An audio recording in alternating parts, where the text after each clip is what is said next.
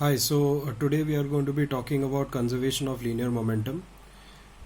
Before we begin with that topic, let us try to understand two terms, that is system and surrounding. So what is a system? System is a collection of objects or bodies of interest. Okay.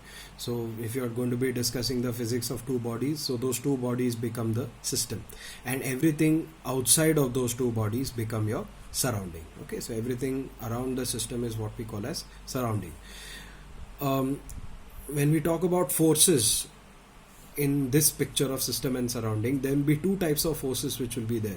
One is the internal force and the second one is external force. So what is the internal force? Internal force are forces which are experienced by the bodies within a system amongst themselves. Okay, so in this case here, as you can see, there are two bodies, they are in contact with each other, body A and body B. So I can call these two bodies as a system, everything around it as a surrounding. Now these two bodies are in close contact with each other, which means according to Newton's third law, they are going to experience contact forces. Okay, body B exerting a force on A and body A exerting a force on body B. So therefore that kind of force is what we call as the internal force, the contact force. Now suppose if there is a stick, okay, using a stick, if I push these two blocks, that stick will be exerting a force on these two blocks. Now remember, these two blocks are part of a system, and this force exerted by the stick from outside is not the force which is there within these two systems. That has been exerted from the surroundings, from the outside of a system. So that kind of force is what we call as the external force. Now let's move to linear momentum.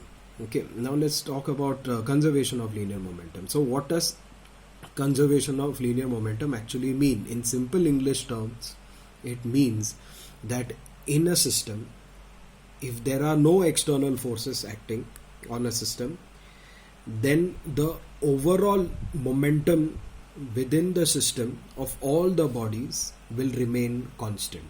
Okay, the overall momentum or the net momentum or the addition, the sum total of all the momenta of all the individual particles in the system will remain constant.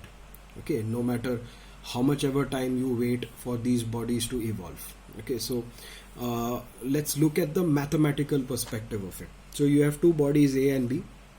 Okay, now I'm saying that body A is an astronaut, body B is also an astronaut, they are floating in space. Now if body A or astronaut A exerts a force on a body B, okay, which is also an astronaut, so for now I'm just going to call it as astronaut A and B.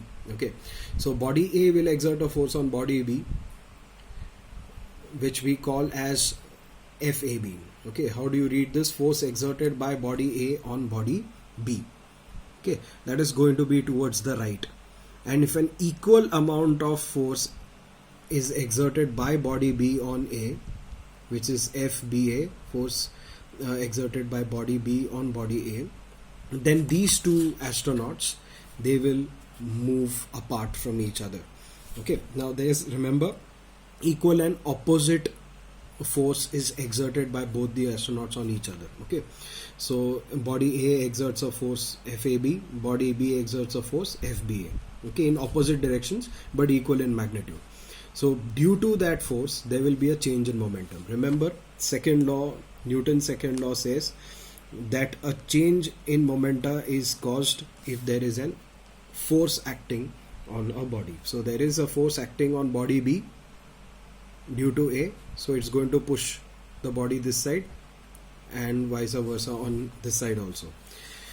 So FAB will cause a change in momenta of body B. Okay, so FAB will cause a change of momenta in body B. FBA will cause a change in momenta of body A. Okay, so FAB is a force exerted by A on B. Okay, so it's a force acting on B, so it will change the momentum. That force will change the momentum of body B. It will push this side. Okay, same way, force exerted by B on A. So A is experiencing that force, so there will be a change in momentum due to this force on body A. So therefore there is a change in momentum of body A due to FBA.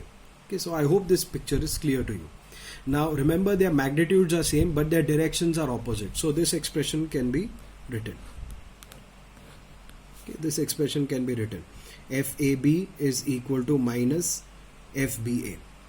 Okay, so if I shift the sides, it becomes equal to 0. So the sum total of both the forces is 0, which means the internal forces have cancelled each other effectively.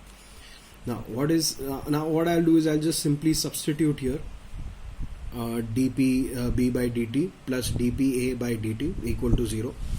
This is according to summation rule of derivatives. This is perfectly alright. Now as you can see, PA and PB, they are actually the individual momenta of the two bodies in the system. So PA is the momentum of body A, PB is the momentum of body B.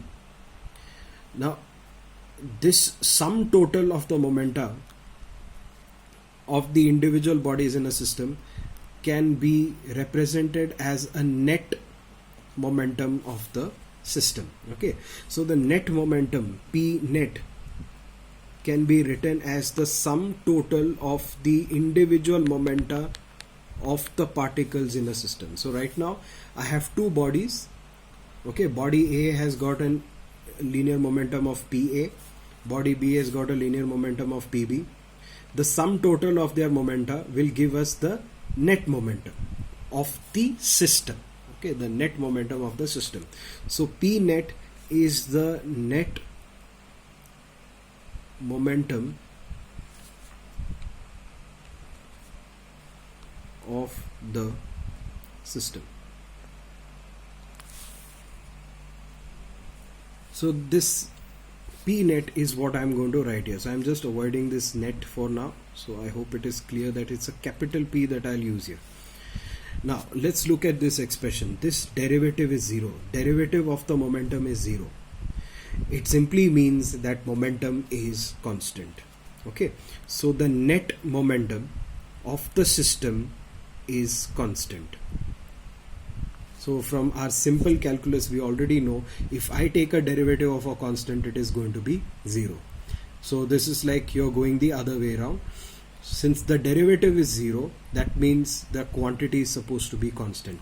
So mathematically we've proven that the net momentum of the system, okay, I'll just write net so that there's no confusion. So the net momentum of the system, okay, which is actually the sum of the individual momenta of the particles in the system, that is going to be constant. Okay, so PA and PB can change individually, but their sum will always remain constant. It is not going to change. Okay, so suppose if I say that the momentum of PA is 10 kg meter per second, and the momentum of body B is say 5 kg meter per minus 5 kg meter per second. So in that case, what happens? 10 minus 5, your answer is 5. That is the net momentum of the entire system. Okay, now this 5 kg meter per second is going to remain constant for the entire system. Now A can change and become, A can get converted to 1 meter per second, PB can become 4 meter per second. Again their sum is 5. This can be 20 minus 15. Again the total is 5. So what we need to keep in mind is the conservation of linear momentum simply says that the net momentum of the entire system is constant. Okay, now what is net momentum of the system? It is the sum of the individual momenta of the particles in the system. So right now in our system I have two particles A and B, two bodies A and B. The sum of their individual momentum will give me the total momentum of the system. Okay, and if that total momentum of the system is constant, that means momentum is conserved for that particular system. Alright, so I hope you've got a brief idea what is conservation of linear momentum. Now what does this imply? Okay, it implies one very simple fact, that according to Newton's second law, we know that the time derivative of momentum is the force exerted on it. Now if the time derivative is 0, this is what we got, time derivative of the net momentum is 0. So if I say that the time derivative of this net momentum, if it is 0, that means the force acting on the system will be zero. Now what is this force? This force in this particular law talks about the net external force. Net external force.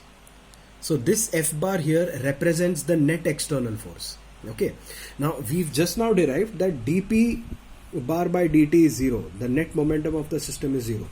So I just substituted here, I got F bar equal to zero.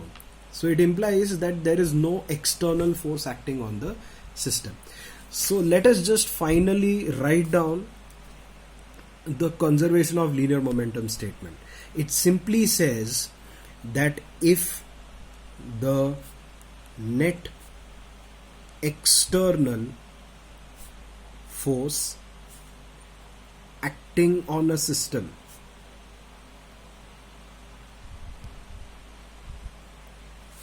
if the net external force acting on a system is zero, then the total momentum, okay,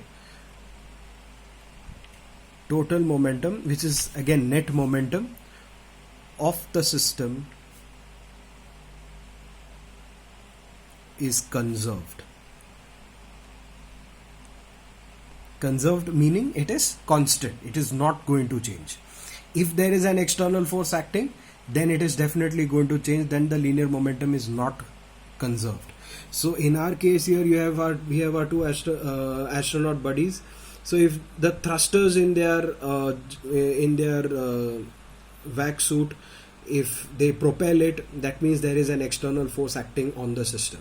Okay, so those propellers, those thrusters will act like an external force. It will change the momentum of the entire system. Therefore the linear momentum of that particular system, of this system of two astronauts, will not change. Sorry, will definitely change. I'm sorry, it will definitely change. And this statement right here is the principle of conservation of linear momentum.